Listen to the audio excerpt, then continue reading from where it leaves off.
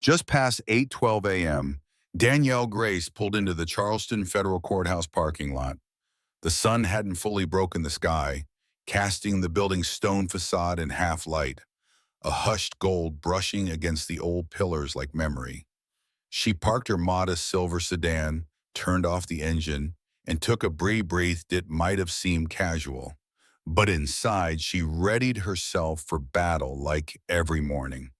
Danielle wasn't wearing her judicial robe. She never did outside the courtroom. That robe was not a crown, it was armor, and she only wore it when it was time to fight.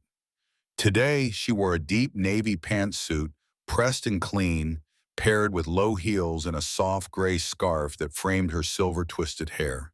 She walked alone toward the courthouse steps, a slim leather portfolio tucked under one arm, her badge clipped discreetly to the inside of her blazer. She didn't walk with arrogance. She didn't need to. Her presence was like quiet thunder, felt before it was heard. But on that morning, something else was waiting inside. Something uglier than bureaucracy, more dangerous than arrogance. The security checkpoint had always been her least favorite part of the building. Not because she feared it, but because it reminded her that power wasn't always paired with justice, and that even a federal judge had to brace for assumptions. Deputy Brian Colton was stationed at the checkpoint that morning. A thick-set man in his 50s with sharp blue eyes and a jaw always clenched too tightly. He prided himself on his no-nonsense approach, though what that meant was, I do what I want, to whom I want, when I want. When Danielle approached, she gave a polite nod, walking through the metal detector like she had hundreds of times before, but this time Colton raised his hand, blocking her path. "Ma'am," he barked, "step out of the line." Danielle paused. She glanced at the empty hallway, then looked him in the eye. "Is there a problem, Deputy?" Colton didn't answer. He scanned her from head to toe, her natural hair in silver coils, her smooth stride, the calm confidence in her voice. That's what did it. She didn't look scared, and in his world, confidence in a black woman was a challenge, not a trait. "No visible ID," he muttered, dismissing the badge that peeked from her jacket. "You can't just waltz in here looking like that." Danielle stayed calm. "My credentials are in my jacket pocket. You may examine them if needed." She reached in, pulled out the laminated badge, and held it forward. He took it without looking and slid it into his pocket. "I'd like that returned," she said, her voice cool and clipped. Colton leaned in. "You in a hurry, sweetheart?" The word hit like a slap. A second guard, a younger woman posted by the scanner, flinched but said nothing. She looked at Danielle with an apologetic glance, but no courage followed. Danielle's voice was firmer now. "I need to get to a courtroom." "Then you'll follow my procedure," Colton snapped. "Random check. Let's go." Before she could respond, he grabbed her upper arm and guided her toward a small, windowless room just beyond the checkpoint, away from public view. Her heels echoed sharply in the narrow way. The room was cold, still, and sterile. In the corner, a steel chair, a metal cart of inspection tools, and a pair of electric clippers. Danielle stopped. "I don't consent to this. You have no cause to detain me." Colton's eyes narrowed. "You're acting suspicious. That's cause enough." He gestured to the chair. She didn't move. "You think that badge means something?" he growled. "Not here, not to me." Two more officers entered. One grabbed her wrist. The other stood by the door. Danielle's voice rose, not in panic but in authority. "This is unlawful. I want your names." But no one answered. Instead, the clippers buzzed to life. In seconds, the cold metal kissed her scalp. A lock of silver hair fell to the ground. Then another, and another. She didn't scream. She didn't cry. She sat. She endured. As her dignity was stripped, strand by strand, laughter broke from the corner of the room. "She looks better already," someone muttered. Colton wiped his sleeve. "Now you look presentable." Danielle looked straight ahead. And then her voice returned, low, unwavering, unforgettable. "You'll regret this." Colton sneered. "People like you always say that." What he didn't know, what none of them knew, was that the woman they had just violated wasn't just another citizen. She was the judge they would soon stand before, and justice was already on its way. Danielle Grace didn't rush. She stepped out of that windowless room with her head high, her gait unbroken, and the uneven patches of silver on her scalp glowing beneath the hallway lights. She said nothing as she reclaimed her badge from Colton's desk. He didn't meet her eyes. His bravado had drained, replaced by an uneasy fidgeting, as if he'd swatted at a fly and accidentally struck thunder. She walked past the security checkpoint, past the gawking junior staffers, past the murmuring silence that spread like a bruise through the building. Every footstep was deliberate. She had somewhere to be. Courtroom 3B, a high-profile hearing was scheduled, an investigation into police misconduct during a protest 9 months prior.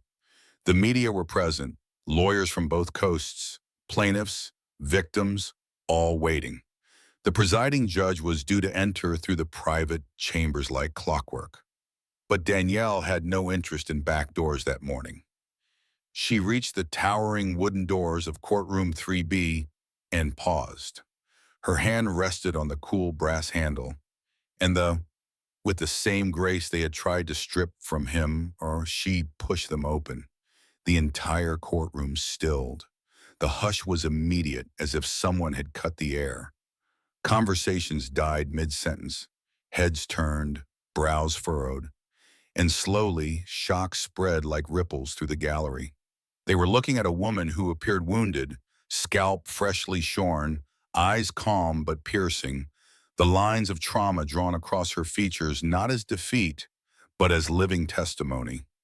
She moved past rows of suited attorneys, whispering reporters, and wide-eyed defendants.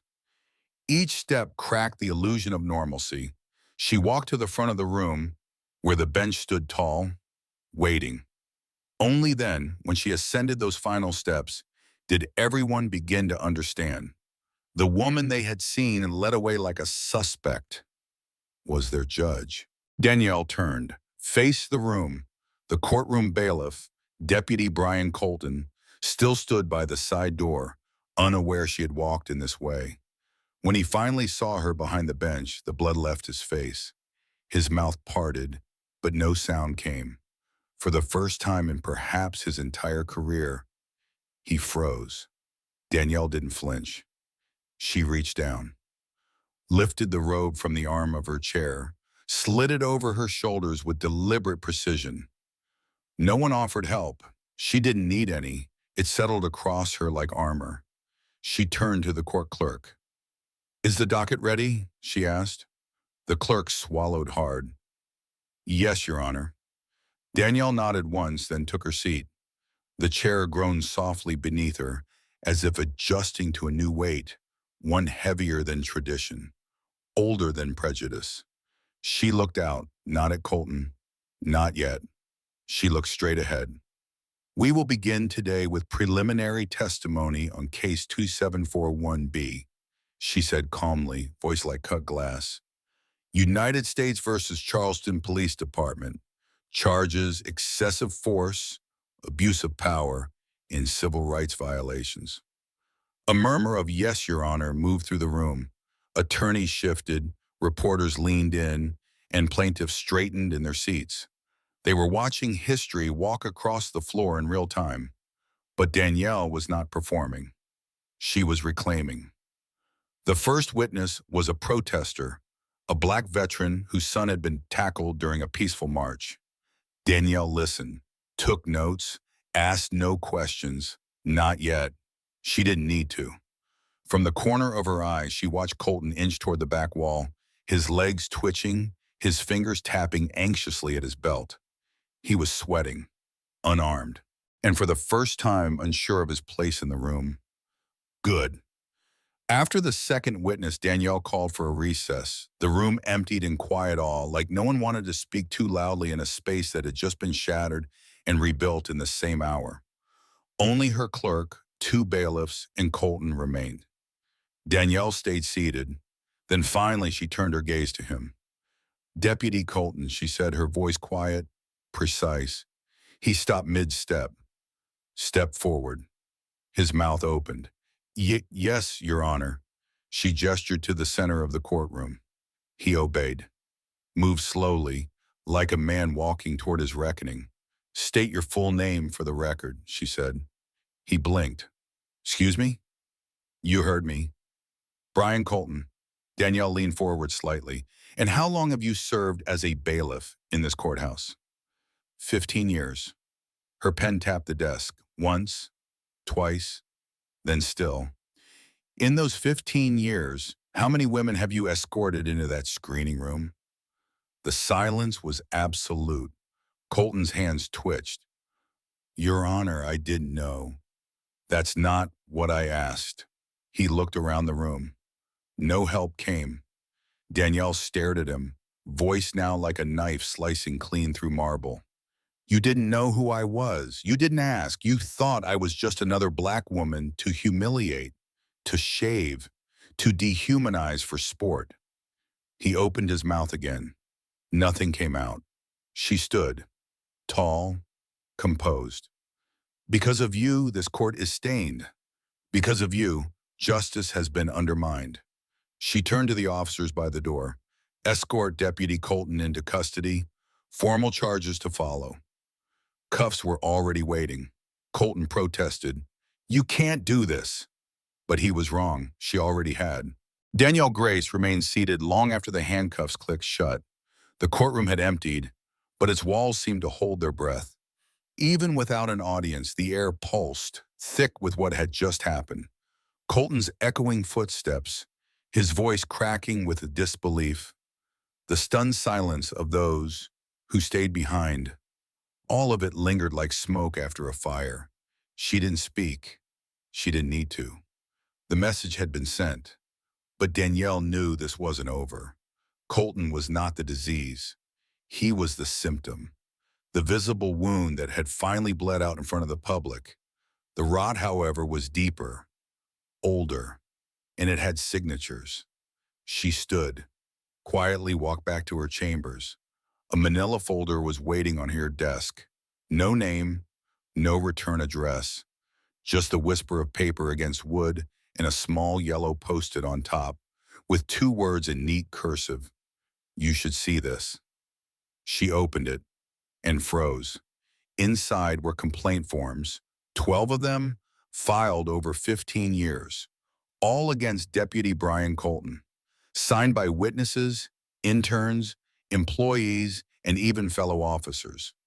Each one described variations of the same story: intimidation, aggression, inappropriate searches, racial slurs, unauthorized detainments, and every single one had been dismissed, stamped with phrases like insufficient evidence, unsubstantiated claim, no further action required.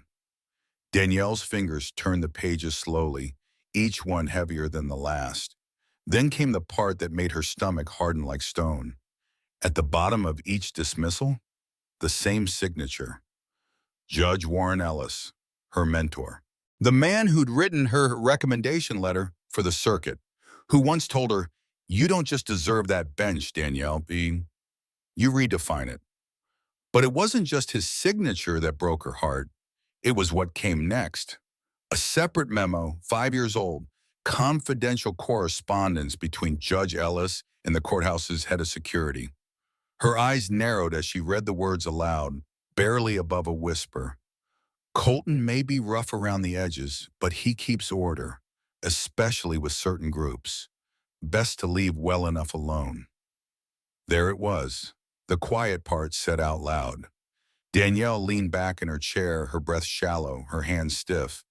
This wasn't a mistake. It was a choice, a deliberate one, made over and over again by the people who had built careers inside that building, who had defended order over truth, uniformity over humanity, silence over accountability, and they had done it using paper, signatures, and procedure. They hadn't failed the system. They were the system. A knock broke her thoughts. It was her clerk, eyes wide, voice tentative. Judge Grace, there's someone here from records. Says she has something to add to the hearing. Danielle nodded. Send her in. Moments later, a woman entered. Mid-50s, crisp charcoal blazer, glasses, hair cropped close. A quiet dignity that needed no explanation. Her name was Monica LeClaire. Danielle recognized her from old employee files. Ms. LeClaire, she said, standing to greet her.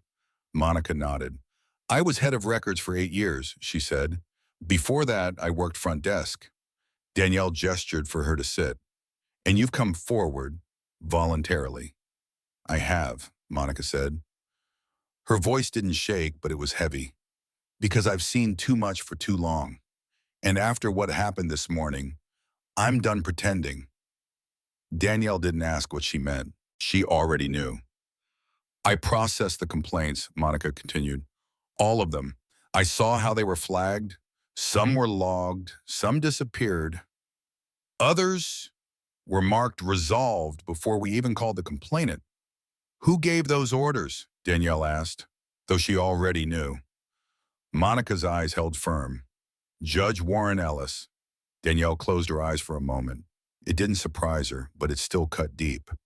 He told me, Monica said, that escalating those reports would shake public trust, that it would damage the image of the court. And did you believe him? I wanted to, Monica admitted. I thought I was protecting the system. Now I know. I was protecting abuse. Danielle leaned forward, her voice gentle but certain. You're not the only one who stayed silent. Monica looked up.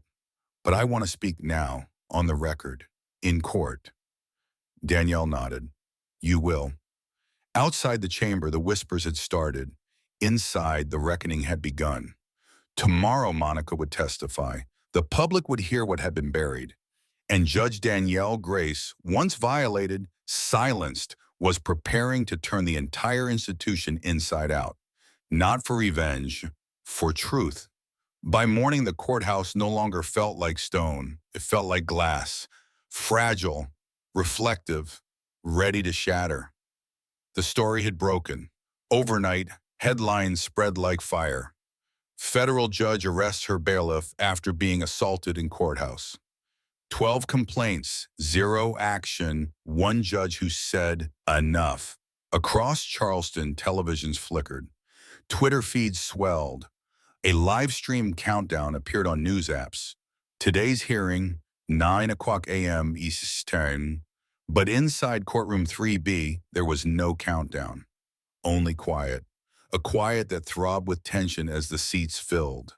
Reporters, community leaders, civil rights attorneys, law students from 3 states away. Even the Department of Justice had sent observers. At 8:59, the double doors opened. Danielle Grace entered, not from the side chamber, but straight through the front. This time she wore her robe, not as camouflage, as a declaration. The room stood before she said a word. She took her place, tapped the gavel once, and looked directly at the gallery.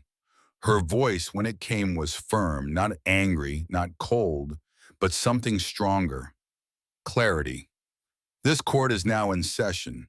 Before we proceed with testimony, I have a motion of my own to enter into the record. Her clerk stepped forward with a navy folder. Neat, precise. Danielle held it up. This, she said, is a policy reform initiative effective immediately within this jurisdiction. A flicker moved through the room. It's called the Grace Mandate, she continued.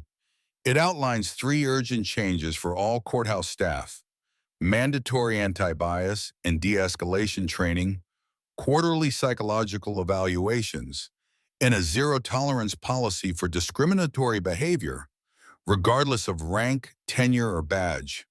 She didn't raise her voice. She didn't need to. The silence had changed now. It wasn't fear, it was gravity. This mandate will apply retroactively. Complaints once ignored will be reviewed. Officers and officials previously protected by the process will be re-examined. No more sealed records. No more misfiled reports. No more silence disguised as protocol. A murmur ran through the benches. Some nodded. Others blinked, stunned. Danielle pressed on. I will be submitting this proposal to the circuit, and if I have to stand before Congress to defend it, I will, because what happened to me should never happen to anyone. Not here, not anywhere. Her voice didn't shake, but her hands resting on the bench curled slightly, fingers pressing into the wood like roots digging into the earth. This is not about revenge, she said. It's about responsibility. It's about facing what we've ignored for too long and having the spine to change it. Then she sat back, no applause, just a stillness so thick it pressed into the skin. The prosecution stood. Your Honor, the next witness is ready. Danielle nodded. Proceed. And then something no one expected happened. The door opened. Deputy U.S. Marshal Andrew Taylor entered. Late 50s, broad-shouldered, limp in his left leg. A man whose presence filled the room without saying a word. He took the oath, sat down, and adjusted the mic. I worked in this courthouse for 8 years, he began, and I want to tell the truth. He looked at Danielle. I watched Brian Colton abuse his power. I watched reports disappear.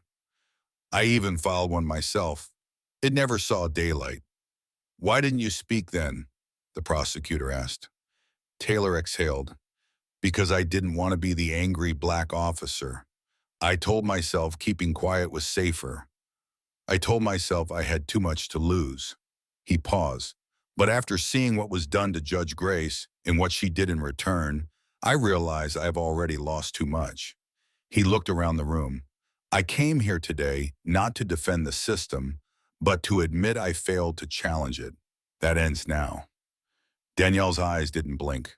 Her throat tightened, but she gave no reaction. This wasn't about her. It never had been. This was about light, finally reaching the corners that had been dark for far too long. Taylor stepped down. Another witness rose, then another, and another. By midday, the room was full, but not just with people. It was full of truth, the kind that didn't shout. It stood, quiet, immovable, and heard. Danielle called for a recess. Outside the courthouse, a crowd had gathered. Signs, cameras, faces, but more than that, presence. When she looked out her chamber window, she saw them all, among them, Reverend Elijah Brooks. She hadn't seen him in years. He lifted a hand, not in protest, not in praise, in recognition. As if to say, we see you, keep going. Danielle nodded once. She would. Because this wasn't just a courtroom anymore. It was a turning point, and the fire had only just begun.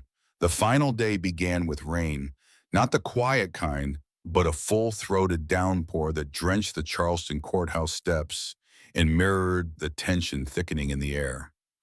By 7:30 a.m., the streets were lined, not with protest signs alone, but with people. Some held umbrellas, others held nothing but silence. Veterans, students, survivors of old complaints. They had come not just to witness history, but to be part of it, not in volume, but in presence. Inside courtroom 3B, every bench was full. Reporters from national outlets crowded in corners. Young law clerks clutched notebooks, eyes wide, back straight. And at the very front row near the aisle sat a teenage girl with a shaved head and a hoodie draped across her lap. Her name was Kayla Jones, the girl who had once whispered to Judge Danielle Grace, "Do you still believe in the system?" Today she wanted to see the answer. At 8:01 a.m., Danielle entered. But she didn't sit. She stood in front of the bench holding a thin folder labeled Judicial Integrity Report, Immediate Action. I've sat in this chair for years, she began, and for years I've worn this robe with pride. But robes can't protect you from what the system refuses to see. She looked directly at the gallery, then at the defense table where lawyers shifted nervously. This court finds Deputy Brian Colton guilty on all counts: abuse of power, civil rights violations, and official misconduct. But she didn't stop there. This court also recommends an official federal review of every complaint ever filed under Colton's name and every official who suppressed them. She tapped the folder once. We are not here to protect institutions at the expense of the people they were built to serve. We are here to say what was once whispered, loudly and publicly. Silence is complicity. Paper trails are not accidents. And that justice delayed is still justice owed. At that, she paused, then looked to the court officer near the exit. Bring in the defendant. The doors opened. Colton entered, cuffed, no longer in uniform, hollow-eyed, not defiant, not furious, just small, as if the weight of truth had finally sunk into his bones. Danielle turned to him, not with hatred, but with fire. You spent your career deciding who deserved dignity, who could be humiliated, who wouldn't be believed. Her voice didn't rise. It didn't need to. Well now, Mr. Colton, you get to sit in the very seat you created for others. She delivered the sentence with precision. 12 years, federal custody, consecutive terms, no parole. No applause followed, only stillness. And then, something unexpected. An elderly man rose from the gallery. My name is Louis Bryant, he said, voice before shaking. In 2011, I was arrested here. By him. I filed a complaint. They told me I fell. I never came back, until now. He looked at Danielle. But now, someone like me belongs in this room. Danielle nodded. Anyone else? She didn't expect what came next. Hands, dozens of them, raised one after another. Former interns, courthouse clerks, community members, all with stories, all with silence, now finally breaking. Danielle stood still. She didn't cry. She didn't smile. She simply witnessed. And in that moment, power shifted, not from the bench, but into the room itself. Later that evening, long after the cameras left and the doors closed, Danielle sat in her chambers alone. She removed her robe and placed it over the back of the chair. Her sister, Nain, entered quietly, pulling out clippers. You ready? She asked. Danielle met her eyes in the mirror. Yes, she whispered. The rest of her hair fell gently, not as humiliation, but as choice. When it was done, she looked at her reflection. Bold, bare, dignified. This is who I am now, Danielle said. Nain smiled. No, sis. This is who you've always been. The world's just catching up. That night, Danielle walked outside. No scarf, no hat, just her truth. And from the crowd, a woman in her 70s stepped forward, placed a hand on her arm, and whispered, I never thought I'd live to see someone like you. Do what you just did. Danielle replied softly, you didn't just see it. You paved the road for it. And behind the woman, Kayla stood, head bare, eyes wide, and nodded once, a silent inheritance.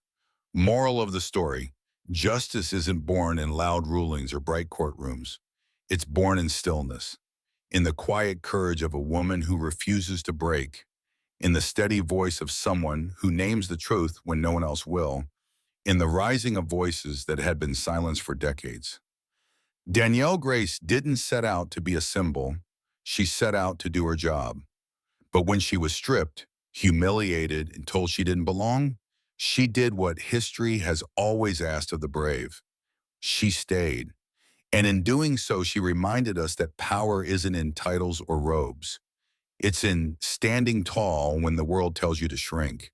It's in telling the truth out loud when the silence would be safer.